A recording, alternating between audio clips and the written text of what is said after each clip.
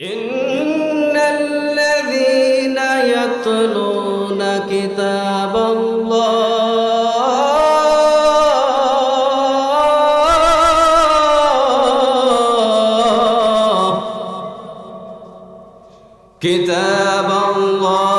ওয়া আকামুস সালাতা ওয়া আনফাকু মিম্মা রাযাকনাহুম সিররাও ওয়া আলানিয়াতান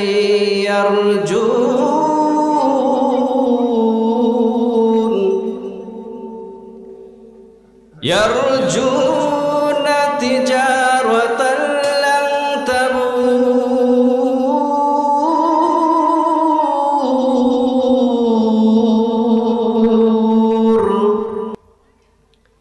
আল্লাহ সুবহানাহু ওয়া তাআলা তিনি কত সুন্দর করে বলে দিয়েছেন, ইন্নাল্লাযীনা ইয়াতলুনা কিতাবাল্লাহ, নিশ্চয় যারা কিতাবাল্লাহ, ইয়াতলুনা কিতাবাল্লাহ, আল্লাহ তাআলার কিতাব অধ্যয়ন করে তেলাওয়াত করে,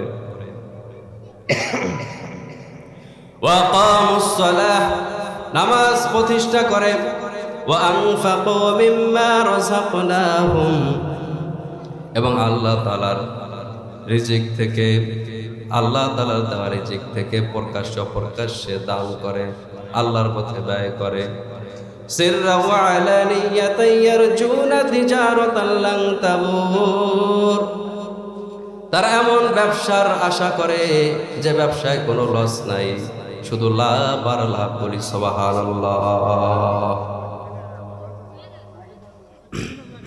নিশ্চয় যারা আল্লাহ তাআলা, ইন্নাল্লাযীনা ইয়াতলুনা কিতাবাল্লাহ, নিশ্চয় যারা আল্লাহ তাআলার কিতাব অধ্যয়ন করে, পাঠ করে, ওয়া আকামুস সালাহ, নামাজ প্রতিষ্ঠা করে, ওয়া আনফাকু মিম্মা রাযাকনাহুম সিররা ওয়া আলানিয়াতান ইয়ারজুন, এবং আল্লাহ তাআলার দেওয়া রিজিক থেকে প্রকাশ্যে ব্যয় করে, ইয়ারজুনা তিজারাতান লান তাবুর, তারা এমন ব্যবসার আশা করে যে ব্যবসায় শুধু লাভ আর লাভ, কোনো লস নাই। সুবহানাল্লাহি ওয়া বিহামদিহি সুবহানাল্লাহিল আযীম। কি লাভ?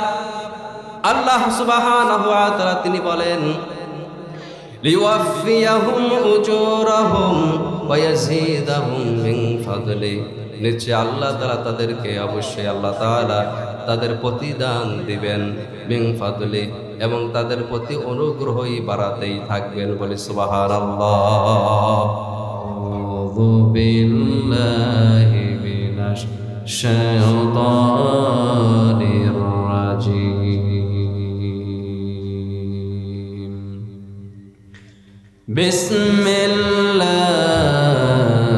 বিসমিল্লাহির রাহমানির রাহিম।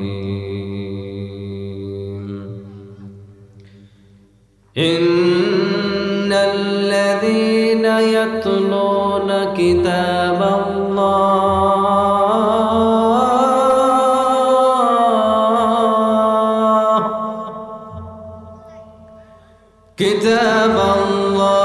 ওয়া আকামুস সালাতা ওয়া আনফাকু মিম্মা রাযাকনাহুম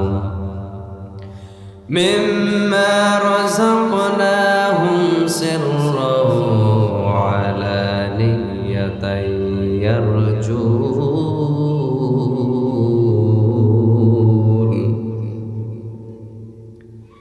ইয়ারজুনা তিজারাতান লান তাবুর,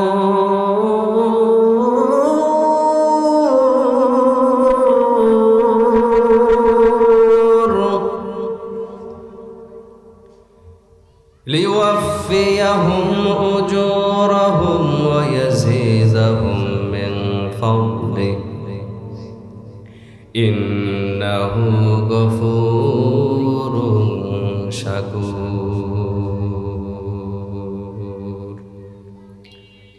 وقال النبي صلى الله عليه وسلم أفضل العبادة تلاوة القرآن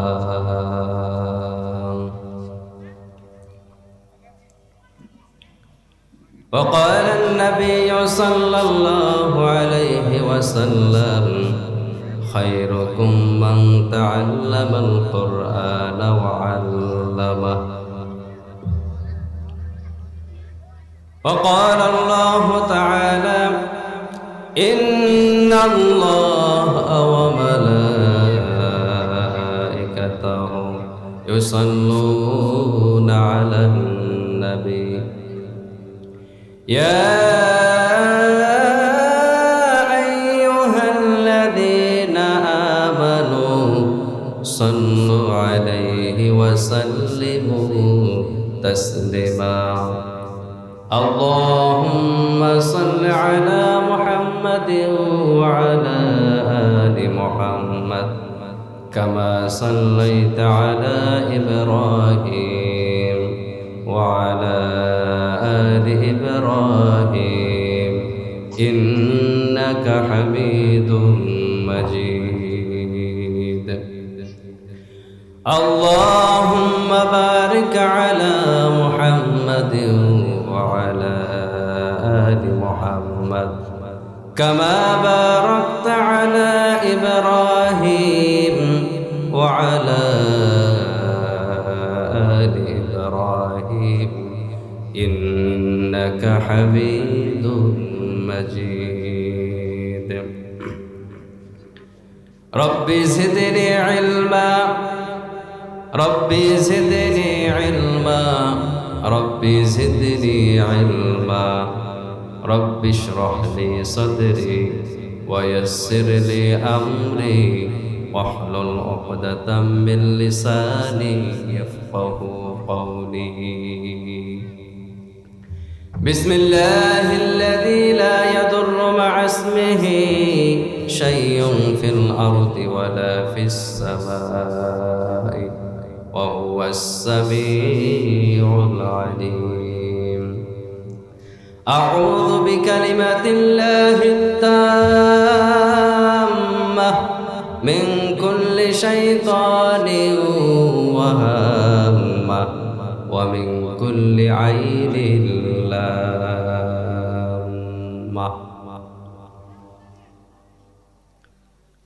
الحمد لمن قدر خيرا وخبالا الحمد لمن قدر خيرا وخبالا والشكر لمن صور حسنا وجمالا والشكر لمن صور حسنا وجمالا بذكر شهر جبيني در عروشاز ولدانا تري معنا كغوشاز نبل بلبل گنس تسبیح کانس کہ ہر کار بتسبیح سجبانس ذکر حق آمد غدائی روح را مرحمہ مدعی دل مجروح را لا الہ الا اللہ لا الہ الا اللہ لا الہ الا اللہ لا الہ الا اللہ لا الہ الا اللہ لا الہ الا اللہ محمد رسول اللہ আমাদের প্রভু একই নবীর উম্মত জীবন বিধানে ওই শিবানী কোরআন আমাদের প্রভু একই নবীর উম্মত জীবন বিধানে ওই শিবানী কোরআন তবে কেন একলা হে মুসলমান এক করে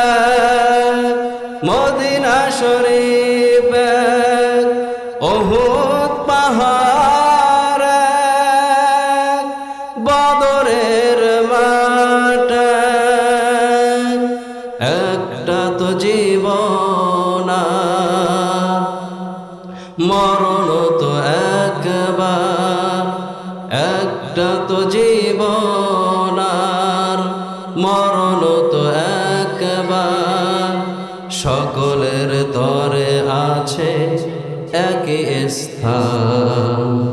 তবে কেন এক না হে মুসলমান, এক করি আহ্বান। তবে কেন এক না হে মুসলমান, এক করি আহ্বান। আলহামদুলিল্লাহ, আল্লাহ তাআলা দরবারে লাখ কোটি শুকর আদায় করি যে আল্লাহ সুবহানাহু ওয়া তাআলা আমাদের সবাইকে দুনিয়াবী সকল কাজকর্ম থেকে বিরত রেখে প্রতি বৎসরের ন্যায় এই বৎসরও দক্ষিণ শোলক চোখদাবাড়ি জামে মসজিদ কর্তৃক আয়োজিত বার্ষিক ওয়াজ মাহফিলে আসার এবং বসার তৌফিক দান করেছেন। এজন্য বলি আলহামদুলিল্লাহ।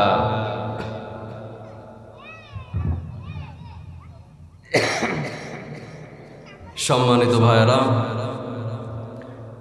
অত্র এলাকার সকল মুসলিম ভাইদের দৃষ্টি আকর্ষণ করে বলছি, আপনারা যারা এখনো এদিক সেদিক ঘোরাফেরা করতেছেন, অযথা বসে আসেন, এই জান্নাতের বাগান ওয়াজ মাহফিলে বসেন।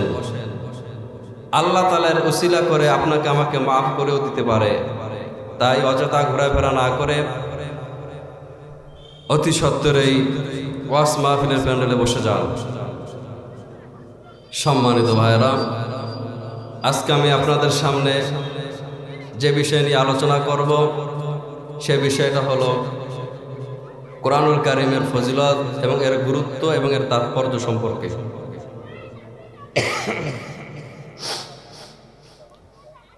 আসলে কোরআন পড়লে লাভ কি,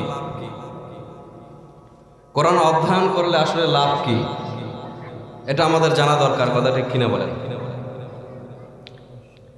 যে ঘরের মধ্যে কোরআন পড়বে মানুষ, তাদেরকে প্রতিদান আল্লাহ তাআলা বাড়াই দিবেন, তাদের মর্যাদা আল্লাহ তাআলা বাড়াইতেই থাকবেন। আল্লাহ পাক রব্বুল আলামিন তার পবিত্র কিতাবুল্লাহ কোরআনুল কারীমের সূরা ফাতিরের মধ্যে তিনি বলেন, 30 নম্বর থেকে 31 নম্বর আয়াতের মধ্যে আল্লাহ পাক রব্বুল আলামিন সুন্দর করে বলে দিয়েছেন,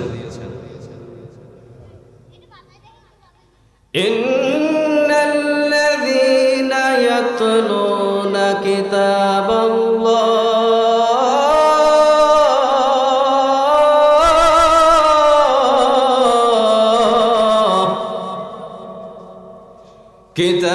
কিতাবাল্লাহি ওয়া আকামুস সালাতা ওয়া আনফাকু মিম্মা রাযাকনাহুম সিররাও ওয়া আলানিয়াতান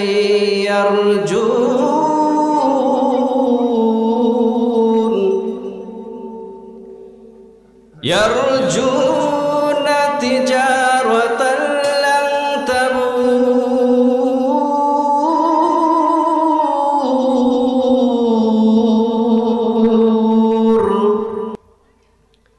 আল্লাহ সুবহানাহু ওয়া তাআলা তিনি কত সুন্দর করে বলে দিয়েছেন, ইন্নাল্লাযীনা ইয়াতলুনা কিতাবাল্লাহ, নিশ্চয় যারা কিতাব আল্লাহ, ইয়াতলুনা কিতাবাল্লাহ, আল্লাহ তাআলার কিতাব অধ্যয়ন করে তেলাওয়াত করে, ওয়া আকামুস সালাহ, নামাজ প্রতিষ্ঠা করে, ওয়া আনফাকু মিম্মা রাযাকনাহুম, এবং আল্লাহ তাআলার রিজিক থেকে, আল্লাহ তাআলার দেওয়া রিজিক থেকে প্রকাশ্য প্রকাশ্যে দান করে, আল্লাহর পথে ব্যয় করে, সিররা ওয়া আলানিয়াতান ইয়ারজুনা তিজারাতান লান তাবুর, তারা এমন ব্যবসার আশা করে যে ব্যবসায় কোনো লস নাই, শুধু লাভ আর লাভ। বলি সুবহানাল্লাহ। নিশ্চয় যারা আল্লাহ তাআলা ইন্নাল্লাযীনা ইয়াতলুনা কিতাবাল্লাহ, নিশ্চয় যারা আল্লাহ তাআলার কিতাব অধ্যয়ন করে, পাঠ করে, ওয়া আকামুস সালাহ, নামাজ প্রতিষ্ঠা করে, ওয়া আনফাকু মিম্মা রাযাকনাহুম সিররা ওয়া আলানিয়াতা ইয়ারজুন, এবং আল্লাহ তাআলার দেয়া রিজিক থেকে প্রকাশ্যে অপ্রকাশ্যে ব্যয় করে। ইয়ারজুনা তিজারাতাল লান তাবুর, তারা এমন ব্যবসার আশা করে যে ব্যবসায় শুধু লাভ আর লাভ, কোনো লস নাই। সুবহানাল্লাহি ওয়া বিহামদিহি সুবহানাল্লাহিল আযীম। কি লাভ? আল্লাহ সুবহানাহু ওয়া তাআলা তিনি বলেন, লিওয়াফিয়াহুম উজুরাহুম ওয়া ইয়াজিদাহুম মিন ফাদলি, নিশ্চয় আল্লাহ তাআলা তাদেরকে, অবশ্যই আল্লাহ তাআলা তাদের প্রতিদান দিবেন, মিন ফাদলি, এবং তাদের প্রতি অনুগ্রহই বাড়াতেই থাকবেন। বলি সুবহানাল্লাহ। যারা এই আয়াত দ্বয় প্রমাণ করে, সূরা ফাতিরের 30 নম্বর 31 নম্বর আয়াত প্রমাণ করে যে যে ঘরের ভিতর কোরআন তেলাওয়াত করা হয়, আল্লাহ ওই ঘরের মধ্যে যত সমস্যা ও অভাব অনটন আল্লাহ তাআলা দূর করে দেয়। বলে সুবহানাল্লাহ, সুবহানাল্লাহি ওয়া বিহামদিহি সুবহানাল্লাহিল আযীম।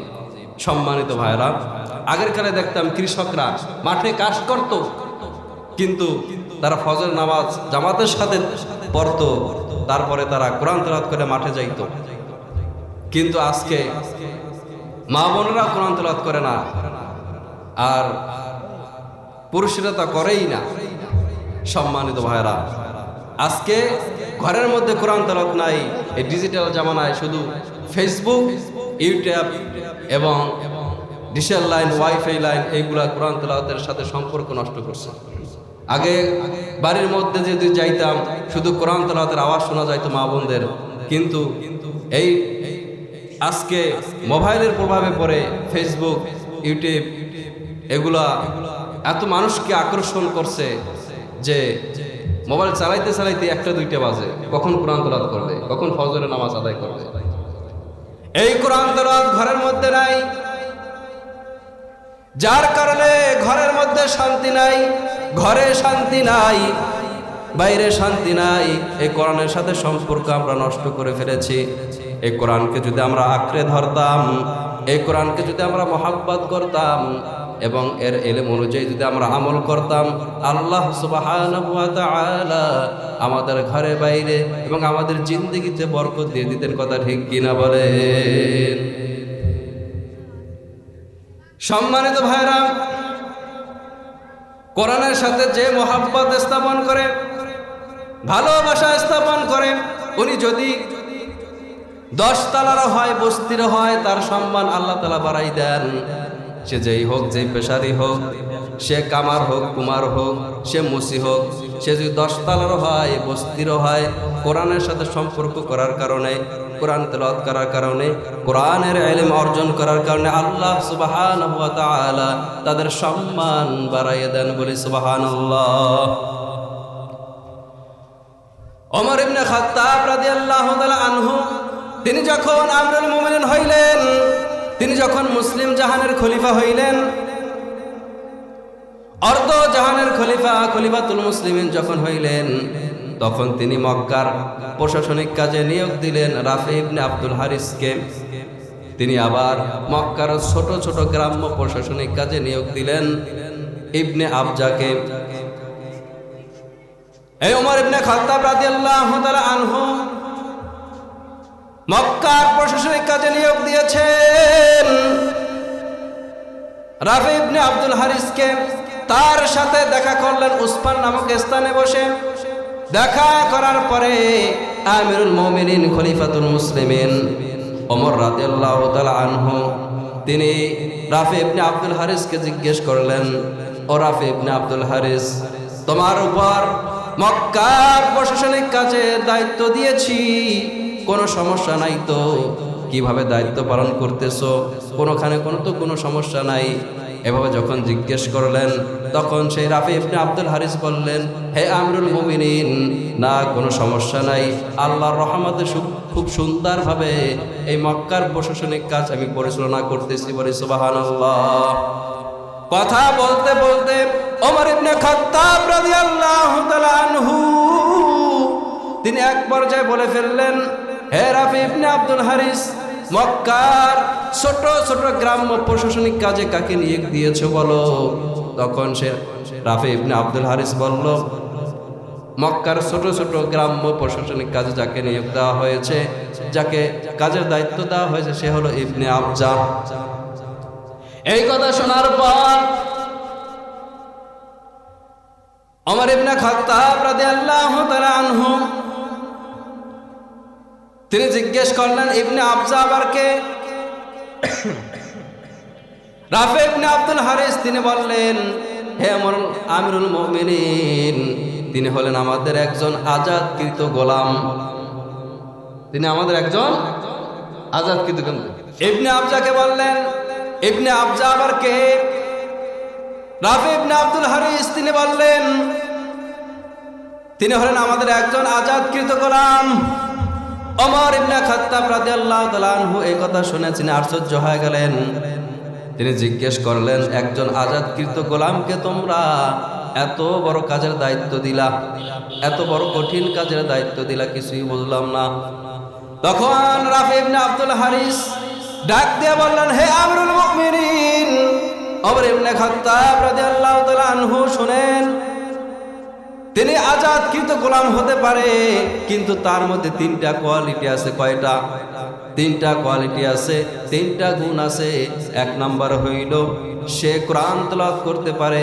দুই নাম্বার হলো ইলমু ফারায়েজে যথেষ্ট জ্ঞান আছে। তিন নাম্বারে হলো সে কোরআন হাদিস অনুযায়ী সুবিচার করতে পারে। এই তিনটা গুণ থাকার কারণে সে আজাদকৃত গোলাম হওয়া সত্ত্বেও মক্কার প্রশাসনিক কাজে তাকে নিয়োগ দেওয়া হয়েছে। বলে সুবহানাল্লাহ। চিন্তা করেন, একজন আজাদকৃত গোলামকে এত বড় প্রশাসনিক কাজে নিয়োগ দেওয়া হয়েছে। একজন আজাদকৃত গোলাম এত বড় সম্মানের চেয়ারে বসছে কিসের কারণে? কোরআনের এলেম অর্জন করার কারণে। কথা ঠিক কিনা? কোরআনের এলেম অর্জন করার কারণে, কোরআনের সাথে মহাব্বত করার কারণে, কোরআন তেলাওয়াত করার কারণে তার সম্মান এতটা পরিমাণ বেড়ে গেছে যে সে একজন গোলাম হওয়া সত্ত্বেও এত বড় কঠিন দায়িত্ব, এত বড় সম্মানের চেয়ারে বসতে পারছে। বলি সুবহানাল্লাহ।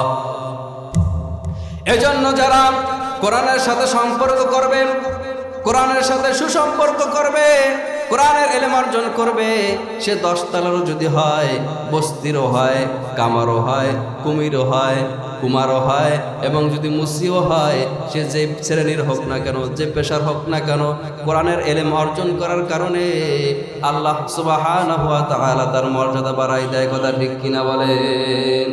চিন্তা করেন, একজন আজাদকৃত গোলাম এত বড় সম্মানের চেয়ারে বসছে কিসের কারণে? কোরআনের ইলম অর্জন করার কারণে এত বড় সম্মানের চেয়ারে সে বসতে পারছে। কথা ঠিক কিনা বলেন? এজন্য এমনি কাঠের কোনো দাম নাই। আমরা যে গাছ মিলে নিয়ে যখন চেরার পরে তক্তা বানাই, তক্তা বানানোর পরে বিভিন্ন কাজে লাগানোর পরে যখন সেটা কোনো কাজে লাগে না, তখন লার্কি বানাই। কথা ঠিক কিনা? কিন্তু এমনি কাঠের কোনো দাম নাই। কোরআনে লাগছে, রেহাল নাম হয়েছে, তার সম্মান বেড়ে গেছে, মর্যাদা বেড়ে গেছে। দেখবেন রেহাল যদি পড়ে যায়, কাঠের রেহাল যদি পড়ে যায় বা যদি পায়ে লাগে, তাহলে তার সম্মান বেড়ে গেছে কোরআনের সাথে লাগার কারণে। মানুষে পা লাগলে চুমা খায়। কথা ঠিক কিনা বলেন? এমনি কাপড়ের কোনো দাম নাই। আছে? এমনি কাপড়ের কোনো দাম নাই। কোরআনে লেগেছে, গিলাফ নাম হয়েছে, সম্মান বেড়ে গেছে, মর্যাদা বেড়ে গেছে। এজন্য যখন সেই গিলাফটা পায়ে লাগে, নিচে পড়ে যায়, মানুষে চুমা খায়। কথা ঠিক কিনা বলেন? এজন্য আপনি আমি যদি একটা কাঠের দাম বেড়ে যেতে পারে, একটা কাপড়ের দাম যদি কোরআনের সংস্পর্শে লাগার কারণে যদি দাম বেড়ে যেতে পারে, মর্যাদা বাড়তে পারে, আপনি আমিও যদি এই কোরআনের সংস্পর্শে আসতে পারি, কোরআন অনুযায়ী যদি আমল করতে পারি, কোরআনের ইলম অর্জন করতে পারি, তাহলে আপনার আমার মর্যাদাও এইভাবে বাড়াই দিবেন কে? দিমাল বলেন কে? আল্লাহ। কে সম্মান বাড়াই দিবে? আল্লাহ। আল্লাহ সুবহানাহু ওয়া তাআলা এই কোরআনের ইলম অর্জন করার কারণে অবশ্যই আপনার আমার সম্মান বাড়াই দিবেন। কথা ঠিক কিনা বলেন? সম্মানিত ভাইরা, এই কোরআন একটা অক্ষর যে তেলাওয়াত করবে, তার আমলনামায় কয়টা নেকি বলেন তো? কয়টা নেকি? এই কোরআনের একটা অক্ষরে যে তেলাওয়াত করবে কয়টা নাকি? 10টি নাকি। আল্লাহ নবী সাল্লাল্লাহু আলাইহি সাল্লাম তিনি বলেন আলিফ লাম মিম। আমি বলি না আলিফ লাম মিম একটি হরফ, আলিফ একটা হরফ, লাম আরেকটা হরফ, মিম আরেকটা হরফ। যে ব্যক্তি আলিফ লাম মিম পড়লো তার আমলনামায় 30টি নেকি লিখে দেওয়া হলো। বলে সুবহানাল্লাহ। এই কোরআন বুঝে পড়েন আর না বুঝে পড়েন তাতেও সওয়াব। এই কোরআনের মৌলিক দাবি হইল 3টা। কয়টা? আমাকে তেলাওয়াত করো, সহিভাবে তেলাওয়াত করো। 2 নম্বরে হলো আমাকে অর্থ বুঝে পড়ো। 3 নম্বর হলো আমাকে তুমি আমল করো। কথা বুঝে দিতেছি? কিন্তু আপনি যদি অর্থ বুঝে নাও পারেন, যদি শুধু তেলাওয়াত করেন তাতেও সওয়াব আছে না নাই? তাতে সওয়াব আছে না নাই? অবশ্যই আছে সম্মানিত ভাইরা। একটা অক্ষর পড়লে কয় নেকি? 10 নেকি। সুবহানাল্লাহি ওয়া বিহামদিহি সুবহানাল্লাহিল আযীম। অর্থ বুঝে পড়লেও সওয়াব, অর্থ কেউ যদি বুঝে নাও পারে তাতেও সওয়াব, পড়লেই সওয়াব। বলি সুবহানাল্লাহ। আল্লাহ নবী তিনি বলেন আফদালুল ইবাদাতি তিলাওয়াতুল কোরআন। কোরআন তেলাওয়াতের মধ্যে, নফল ইবাদতের মধ্যে সর্বশ্রেষ্ঠ ইবাদত হইল কোরআন তেলাওয়াত। আল্লাহ নবী তিনি আরো বলেন খায়রুকুম মান তাআল্লামাল কোরআন ওয়া আল্লামা। যে ব্যক্তি কোরআন তেলাওয়াত করে, যে ব্যক্তি কোরআন শেখে এবং শিখায়, উভয় হইল সর্বোত্তম। বলি সুবহানাল্লাহ। আপনি মানেন আর না মানেন, এই মাদ্রাসায় ছোট ছোট বাচ্চারা তেলাওয়াত করে এবং মক্তবে, মসজিদের মক্তবে ছোট ছোট বাচ্চারা পড়ে, শিক্ষকরা পড়ায়, শিক্ষকরা পড়ে আলিফ, ছাত্র পড়ে আলিফ, শিক্ষকে পড়ায় বা, ছাত্র পড়ে বা। এইভাবে যারা পড়ায় এবং করে তারাই হলো সর্বোত্তম। কার কথা? নবীর কথা। আপনি মানেন আর না মানেন, যারা শেখে, এই কোরআন যারা শেখে এবং শেখায় তারাই হলো সর্বশ্রেষ্ঠ। বলে সুবহানাল্লাহ। এই জন্য কোরআন শিখতে রাজি আছি কিনা আমরা? অবশ্যই কোরআন শিখবো, তাহলে আল্লাহ তাআলা আপনাকে আমাকে সম্মান বাড়াই দিবেন। বলে সুবহানাল্লাহ। সম্মানিত ভাইরা, আপনি কোরআন তেলাওয়াত যখন করবেন একটু খেয়াল করেন, একটু খেয়াল করেন। কেউ যদি আপনার কোরআন তেলাওয়াত নাও শুনে তারপরও লস নাই, লাভ আছে। আপনি যখন একা একা কোরআন তেলাওয়াত করবেন, কেউ যদি নাও শুনে, কোরআন তেলাওয়াত করার কারণে আপনার সওয়াব হবে না? হবে কি হবে না? অবশ্যই সওয়াব হবে। শুধু তাই নয়, আপনার কোরআন তেলাওয়াত কেউ যদি নাও শুনে, আল্লাহ তাআলার রহমতের ফেরেশতারা আপনার তেলাওয়াত শুনে। বলি সুবহানাল্লাহ। মনে করেন আপনি কোরআন তেলাওয়াত করতেছেন, আপনার আশেপাশে কেউ নেই, কেউ শুনে না, কিন্তু কেউ যদি নাও শুনে, মনটা ব্যথিত হওয়ার কারণ নাই, আল্লাহ তাআলার রহমতের ফেরেশতারা শুনে। বলি সুবহানাল্লাহ। কারা শুনে? আল্লাহর রহমতের ফেরেশতারা। হযরত আবু সাঈদ খুদরী রাদিয়াল্লাহু থেকে বর্ণিত, তিনি বলেন, তিনি যার ব্যাপারে বলেন, উসাইদ ইবনে হুজাইর রাদিয়াল্লাহু তাআলা সম্পর্কে তিনি একটা হাদিস বর্ণনা করেন। উসাইদ ইবনে হুজাইর রাদিয়াল্লাহু তাআলা আনহু তিনি বলেন, একদিন আমি আমার আস্তা বলে রাত্রিবেলা কোরআন তেলাওয়াত করা শুরু করলাম। আস্তা বলে বলতে বোঝায় যেখানে তিনি ঘোড়াটা বেঁধে রাখেন। তিনি কি, আগে তো যানবাহন ছিল না, আগে কি ঘোড়া, উট, এর উপর মানুষ চলাফেরা করত। তিনি বলেন আমার আস্তা বলে যখন আমি একদিন কোরআন তেলাওয়াত করা শুরু করলাম। আস্তা বল বলতে কি বোঝায়? যেখানে তার ঘোড়াটা তিনি বেঁধে রাখেন। কথা বুঝতে পারছি? এই আস্তা বলে আমি একদিন কোরআন তেলাওয়াত শুরু করলাম রাত্রিবেলা, যেইখানে আমার ঘোড়াটা বেঁধে রেখেছি তার পাশেই আমার সন্তান ইয়াহিয়াকে শোয়াই রাখছি। আমি যখন রাত্রিবেলা কোরআন তেলাওয়াত করা শুরু করলাম, তখন দেখলাম আমার সেই ঘোড়াটা লাফানো শুরু করে দিল। আমি আশ্চর্য হয়ে গেলাম। আবার যখন কোরআন তেলাওয়াত আমি থামাই দিলাম, চুপ থাকলাম, ঘোড়াটা আবার লাফানো বন্ধ হয়ে গেল। আবার যখন আমি কোরআন তেলাওয়াত শুরু করলাম, ঘোড়াটা আবারও লাফানো শুরু করলো। আমি যখন আবার কোরআন তেলাওয়াত থামাই দিলাম, চুপ থাকলাম, তখন ঘোড়াটা আবার লাফানো বন্ধ হয়ে গেল। আমি আবার কোরআন তেলাওয়াত শুরু করলাম। তেলাওয়াত শুরু করার সাথে সাথে ঘোড়াটা আবার লাফানো শুরু করলো। আমি আশ্চর্য হয়ে গেলাম, কি ব্যাপার? আমি এইভাবে যদি কোরআন তেলাওয়াত করতে থাকি তাহলে তো ঘোড়াটা এইভাবে লাফাতে থাকবে। লাফাতে লাফাতে আমার সন্তান ইয়াহিয়া পাশে শুয়ে আছে। আমি যদি এভাবে অনবরত কোরআন তেলাওয়াত করতে থাকি আর ঘোড়াটা যদি অনবরত এভাবে লাফাতে থাকে, লাফাতে লাফাতে আমার সন্তানের গায়ে পড়তে পারে, আমার সন্তান পদদৃষ্টিত হতে পারে। কথা ঠিক কিনা বলেন? এজন্য আমি আর কোরআন তেলাওয়াত করলাম না, থামাই দিলাম, বন্ধ করে দিলাম। কিন্তু আমার জানার ইচ্ছা হলো কিসের কারণে ঘোড়াটা এইভাবে লাফানো শুরু করলো, এটা বোঝার জন্য, দেখার জন্য কোরআন তেলাওয়াত বন্ধ করে দিয়া আমার ঘোড়ার নিকট আমি আসলাম। আসার পরে আমি উপর দিক তাকালাম, তাকানোর পরে দেখলাম বিশাল একটা মেঘখণ্ড, মেঘখণ্ডের ভিতর অসংখ্য বাতি ঝলমল করতেছে। হঠাৎ করে শূন্যে উঠে গেল, শূন্যে উঠে যাওয়ার পর মিলে গেল, আর দেখা যায় না। পরের দিন আমি সকালবেলা আল্লাহর নবী সাল্লাল্লাহু আলাইহি সাল্লামের কাছে গেলাম, গিয়া বললাম, ঘটনা সব খুলে বললাম। ইয়া রাসূলুল্লাহ, ইয়া হাবিবাল্লাহ, গতকাল রাতে আমার আস্থা বলে আমি কোরআন তেলাওয়াত শুরু করলাম। সেই ঘোড়াটার নিকট আমার সন্তান ইয়াহিয়াকে শোয়াইছিলাম। আমি যখন কোরআন তেলাওয়াত করা শুরু করলাম, কি আশ্চর্য ব্যাপার, সেই ঘোড়াটা লাফানো শুরু করে দিল। আল্লাহ নবী এই কথা শুনে তিনি বললেন, ইস, তুমি যদি আরো কোরআন তেলাওয়াত করতা। তখন সেই ব্যক্তি বলল, উসাইদ ইবনে হুযাইর বলল, ইয়া রাসূলুল্লাহ, আমি তো আবার পড়তেছিলাম। সুবহানাল্লাহ বলেন। আমি যখন আবার পড়তেছিলাম, আবার ঘোড়াটা লাফানো শুরু করলো। আমি যখন আবার তেলাওয়াত বন্ধ করে দিলাম, ঘোড়াটা লাফানো বন্ধ করে দিল। তখন আল্লাহ নবী বলেন, ইস, তুমি যদি কোরআন তেলাওয়াত করতেই থাকতা। তখন সে বলল, আমি তো কোরআন তেলাওয়াত আবার করতেছিলাম। বলি সুবহানাল্লাহ। আল্লাহর নবী তিনি বলেন, সেই উসাইদ ইবনে হুযাইর তিনি বলেন, ইয়া রাসূলুল্লাহ, আবার যখন কোরআন তেলাওয়াত করা শুরু করলাম, আমার সেই ঘোড়াটা আবার লাফানো শুরু করে দিল। তখন আল্লাহ নবী তিনি বললেন, ইস, তুমি যদি আরো কোরআন তেলাওয়াত করতা তাহলে কতই না ভালো হইতো। তখন সে বলল, ইয়া রাসূলুল্লাহ, আমার মনের মধ্যে ভয় আসলো যে আমি যদি এইভাবে অনবরত কোরআন তেলাওয়াত করতে থাকি, তাহলে ঘোড়াটা যদি এভাবে লাফাতে থাকে, লাফাতে লাফাতে আমার সন্তানের গায়ের উপর না জানি পড়ে যায়, পথপিষ্ট করে ফেলে। এই ভয়ে আমি কোরআন তেলাওয়াত বন্ধ করে দিয়েছি। বন্ধ করে দিয়ে আমার ঘোড়ার নিকট আসলাম। আসার পরে উপর দিক তাকাই দেখলাম একখণ্ড মেঘ দেখা যায়, মেঘের মধ্যে অসংখ্য বাতি ঝলমল করতেছে। হঠাৎ করে শূন্য উঠে গেল, আকাশের সাথে মিলে গেল, আর দেখা যায় না।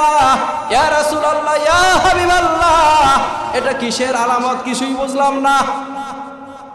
তখন আল্লাহর নবী সাল্লাল্লাহু আলাইহি ওয়াসাল্লাম তিনি বললেন, হে উসাইদ ইবনে হুযাইর, তুমি বুঝতে পারো নাই, তুমি বুঝতে পারো নাই তোমার ঘোড়াটা কিসের জন্য লাফানো শুরু করে দিয়েছে। তুমি যখন কোরআন তেলাওয়াত করতেছিলা, তোমার আস্থা বলেন আল্লাহ তাআলার কালাম, আল্লাহ তাআলার কিতাবুল্লাহ কোরআন তেলাওয়াত যখন তুমি করতেছিলা, কেউ যদি নাও শুনে, তোমার তেলাওয়াত শোনার জন্য আল্লাহ তাআলার রহমতের ফেরেশতা মেঘের ন্যায় তোমার কাছে এসেছে। বলি সুবহানাল্লাহ, সুবহানাল্লাহ ওয়া বিহামদিহি, সুবহানাল্লাহিল আযীম। তুমি যে দেখলে একখণ্ড মেঘ, মেঘের মধ্যে বাতি ঝলমল করতেছে, আসলে তা বাতি নয়, তোমার কোরআন তেলাওয়াত শোনার জন্য আল্লাহ তাআলার পক্ষ থেকে রহমতের ফেরেশতারা আগমন করেছিল। বলি সুবহানাল্লাহ। সেই ফেরেশতাদেরকে দেখে এই ঘোড়াটা লাফানো শুরু করে দিয়েছে। বলি সুবহানাল্লাহ। হে উসাইদ ইবনে হুযাইর, তুমি যদি এইভাবে ফজর পর্যন্ত কোরআন তেলাওয়াত করতে থাকতা,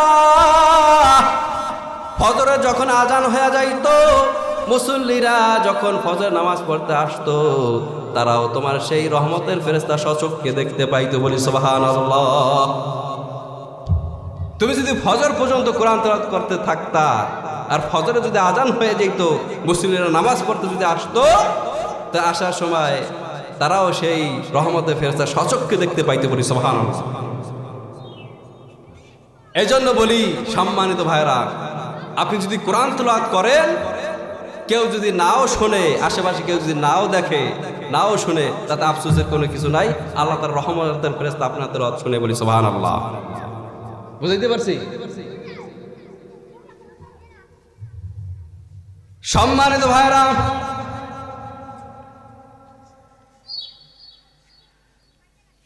এই কোরআন তেলাওয়াতের ফজিলত শুনে আপনি অবাক হয়ে যাবেন। এটা কার কিতাব বলেন? আল্লাহ তাআলার কিতাব। আল্লাহ পাক রব্বুল আলামিন জিবরাইল আলাইহিস সালাতু ওয়াস সালামকে শুনাইছেন। জিবরাইল আলাইহিস সালাতু ওয়াস সালাম আবার সেই ওহী নিয়ে আমার নবীর নিকট আসছেন, কথা ঠিক কিনা বলেন? আল্লাহ শুনাইছেন জিবরাইলকে, জিবরাইল নিয়ে আসছে মুহাম্মদ রাসূলুল্লাহ সাল্লাল্লাহু আলাইহি সাল্লামের কাছে। তাইলে এই কোরআন কার বাণী? কার বাণী? এই কোরআনের প্রত্যেকটা অক্ষর, প্রত্যেকটা হরফ কার কথা? আপনি যখন কোরআন তেলাওয়াত করবেন মনে করবেন আপনার রবের সাথে আপনি কথা বলতেছেন। তার কারণ হলো এই কোরআন হলো আল্লাহ তাআলার একটা অংশ, বলি সুবহানাল্লাহ। এজন্য কিতাবের মধ্যে পাওয়া যায় যে কোরআন তেলাওয়াত করে সে যেন আল্লাহ তাআলার সাথে কথা বলে, বলি সুবহানাল্লাহ। এক মহিলা এসে বলল, এক সাহাবী বিবাহ করার টাকা নাই, টাকা পয়সা ধন সম্পদ কিছু নাই, কিন্তু সে বিবাহ করবে, বিবাহ করার মতো কোনো মহারণাও নাই। মহারণা যে দিবে স্ত্রীকে, সেই মহারণা দেওয়ার মতো কোনো সম্পদ নাই। এই কোরআনের কয়েকটা সূরা পারার কারণে আল্লাহ নবী এই সূরার মহারণা হিসেবে দিয়ে তাকে বিবাহ দিয়ে দিয়েছেন, বলি সুবহানাল্লাহ। মানে এমন গরিব সাহাবী সে বিবাহ করবে, কিন্তু বিবাহ করতে গেলে মহারণা দেওয়া লাগে না? মহারণা দেওয়া লাগে। তাই মহারণা দেওয়ার মতো সম্পদ নাই তার, কিন্তু সে বিবাহ করবে। তখন আল্লাহ নবী তাকে জিজ্ঞেস করলেন, তোমার কোরআন তুমি তেলাওয়াত করতে পারো? সে বলল, হ্যাঁ আমি অমুক অমুক সূরা পারি, আমার মুখস্থ আছে। তখন তিনি আল্লাহ নবী সাল্লাল্লাহু আলাইহি সাল্লাম এই সূরাগুলো মহারণা হিসেবে ধার্য করিয়া এক মহিলার সাথে তাকে বিবাহ দিয়ে দিয়েছেন, বলি সুবহানাল্লাহ। সেই কাহিনীটা এরকম, এক মহিলা আসলো আল্লাহ নবীর নিকট। এক মহিলা আল্লাহ নবীকে এত মহব্বত করে, এত ভালোবাসে, আল্লাহ নবীর কাছে এসে বলল, ইয়া রাসূলুল্লাহ, ইয়া হাবিবাল্লাহ, আমার জীবন আমাকে আমি আপনার জন্য সুপর্দ করে দিলাম, আপনাকে দান করে দিলাম। এক মহিলা এসে বলল আল্লাহ নবীর নিকট, নবীকে এত ভালোবাসে, এত মহব্বত করে, সে মহিলা এসে বলল, ইয়া রাসূলুল্লাহ, ইয়া হাবিবাল্লাহ, আমার নিজেকে আপনার জন্য দান করে দিলাম, বলি সুবহানাল্লাহ। এমন সময় এক সাহাবী পাশ থেকে দাঁড়াই গেল, দাঁড়াই বলল, ইয়া রাসূলুল্লাহ, ইয়া হাবিবাল্লাহ, এই মহিলাটা যেই কথা বলল, এই কথা আপনি শুনলেন। এই মহিলা যেই কথা বলল, এই কথা যদি সত্য হয়, তাইলে এই মহিলার প্রতি যদি আপনার কোনো আগ্রহ না থাকে, তাইলে এই মহিলার সাথে আমার সাথে বিবাহ দিয়ে দেন, বলি সুবহানাল্লাহ।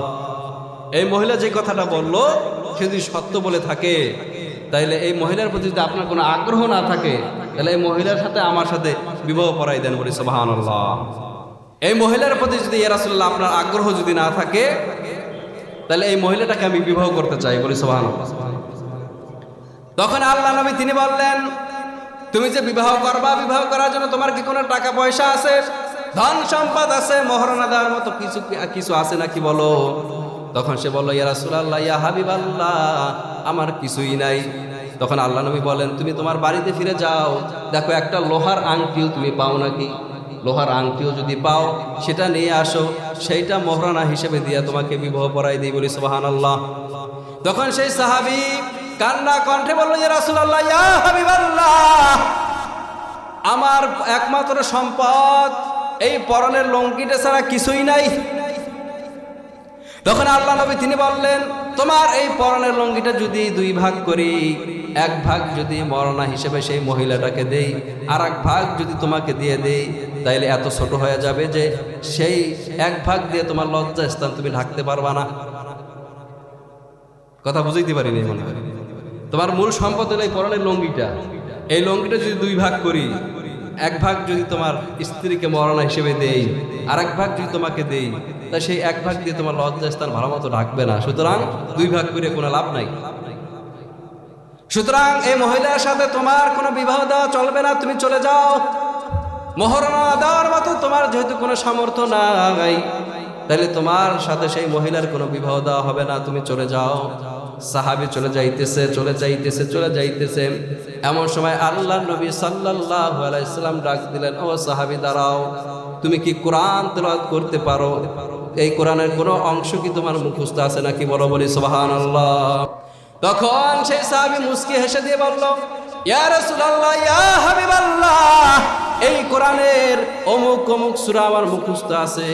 তখন আল্লাহ নবী বললেন, অমুক অমুক সূরা তোমার যেহেতু মুখস্থ আছে, এই সূরাগুলো মহারণা হিসেবে ধার্য করিয়া তোমাকে এই মহিলার সাথে বিবাহ দিয়ে দিলাম। বলি সুবহানাল্লাহ। বিবাহের পরে যে সূরাগুলো তুমি মুখস্থ পারো, তোমার স্ত্রীকে মহারণা হিসেবে তাকে শিখাই দিবা। বলি সুবহানাল্লাহ। তাহলে মহারণা আদায় হইবে।